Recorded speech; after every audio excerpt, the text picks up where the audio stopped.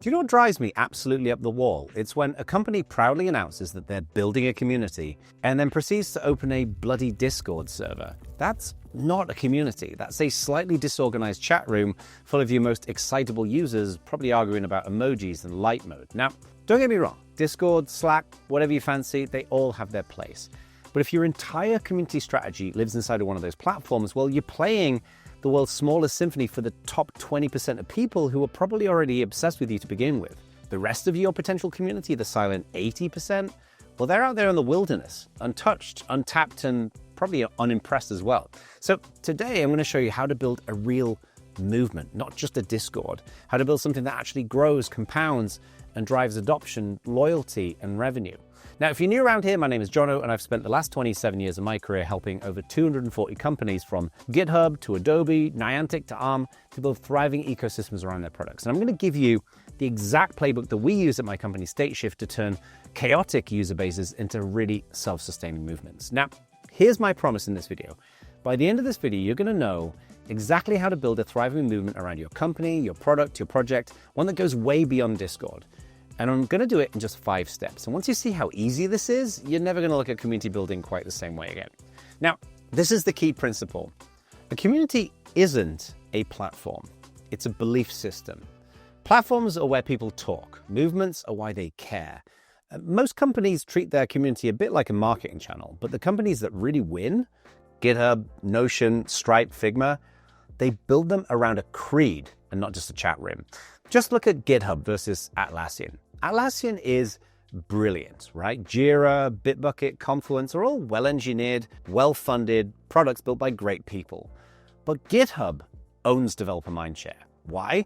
Because GitHub showed up with a set of principles that really resonated with developers. Openness, social coding, collaboration without the corporate bullshit. They didn't just build a tool, they built a tribe around the idea that coding should be social, accessible, and human. All right, so let's break this down. So step 1 is that you need to define your creed, your villains, and your rituals. At Stateshift, when we help companies do this, we start by figuring out 3 really important things.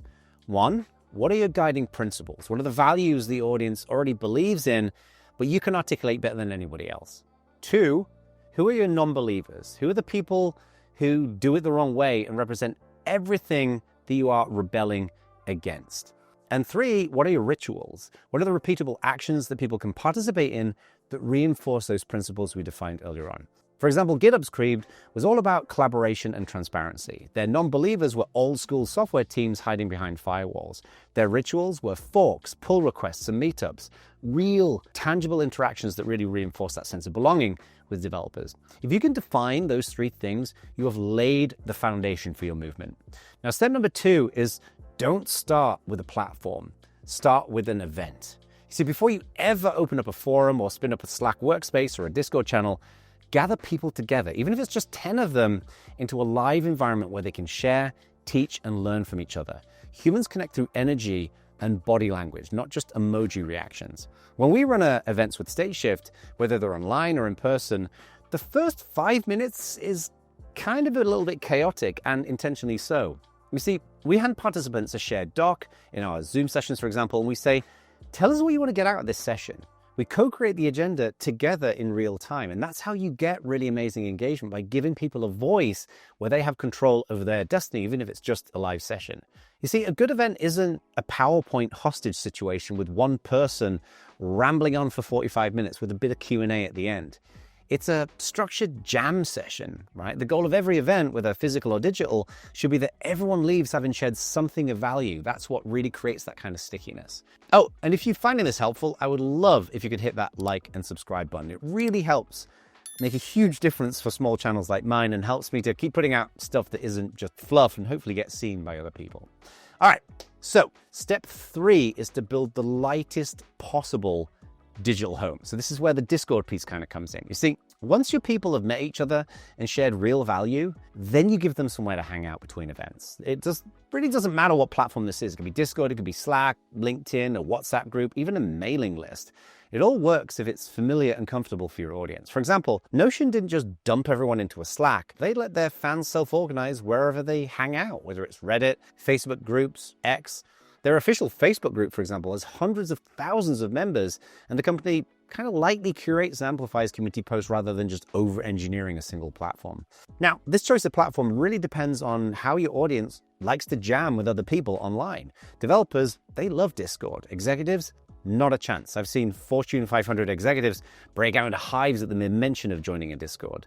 So choose the platform that your audience already uses, not the one that you think is kind of trendy and cool. Then what you do is you seed your platform with what we call conversation starters. These are 2 or 3 conversations that you kick off every week that are designed to get people engaged and get people participating. They should be relevant and always really easy for people to respond to. For example, if you're building a photography product, ask your users to share what their favorite lenses are. If you're building a developer platform, ask them which feature would save them the most time in this quarter, right? Keep it really lightweight. The goal is momentum, not message board philosophy debates. Now, step number 4 is to master the awkward small talk pattern. You see, when somebody actually replies inside of your community platform, don't just fire off a thumbs up emoji and vanish. You got to engage, ask follow-ups, make introductions. If 2 people care about the same thing, connect them. This is why we call it the awkward small talk pattern, because we want to kind of keep it going over and over again, right? It's a little bit like when you host a party at your house, right? If somebody arrives at your house early, you don't just ignore them. You introduce them to another guest and try and find the common ground that they've got. Oh, you both build in TypeScript and drink industrial quantities of coffee? Brilliant. You should get to know each other. And that's the essence of great community leadership. It's all about orchestrating connection. When we work with our customers at Stateshift, we train our customers to spot these little micro moments and turn them into those kinds of rituals, because every connection that you broker is just another thread in the fabric of your overall movement. And step number 5 is to measure everything within reason and iterate relentlessly. You see, building a movement really isn't about grand speeches. It's about tuning an engine. Measure participation, retention, and outcomes. For your events, track how many people show up and how long they stay for. For your online community, track your DAU, MAU. That's your daily active users divided by monthly active users. It gives you kind of a heartbeat of engagement. Then, every single week, just ask one question. How can we make this a little bit better? And that's it. That's the secret. You measure, you hypothesize, you implement, and you repeat. Do it over and over and over again. And look, I know this can feel messy at first. You're going to have low turnout at some of your events. You're going to have crickets in your chat rooms. Maybe even a few skeptics who think that community is all fluffy nonsense. Ignore them. The companies that really stick with it, that keep refining and keep measuring and keep showing up, are the ones that really dominate the market and build the most incredible communities out there. If you want proof, just look at companies like Vercel and Figma. Both built their user bases not through advertising blitzes, but through those rituals, templates, challenges, showcases that really let users see themselves as part of something much bigger than themselves. GitHub didn't buy ads to become a verb. They created a movement around contribution. And that's the power that you're aiming for. So let's wrap this up. So if you want to build an amazing movement that goes way beyond Discord, 1, define your creed, your non-believers, and your rituals. 2, start with an event, not a platform. 3, choose the simplest possible digital home that fits your audience. 4, master the art of that awkward small talk. Connection is everything. And then 5, measure, iterate, and build your flywheel. If you follow these steps, you won't just have a chat room, you'll have a real movement that really grows itself. And if you want help doing this faster, that's literally what we do at Stateshift. We work with tech companies to install systems just like this: frameworks, metrics, rituals, and flywheels, all so they can go from scattered activity to really predictable growth. So, in closing, just remember this: a Discord can go quiet overnight, but a movement, well, that's going to keep growing while you sleep. So get out there and build something that people actually want to belong to. Now, if you found this video helpful, I think you're going to love this video over here. This is where I tell the story about Figma, where they created what are called cross-site network effects to not just pull designers in, but to pull in other types of users as well. And they built a huge movement around their product. So go check that out. I think you'll find it super inspiring. I'll see you there.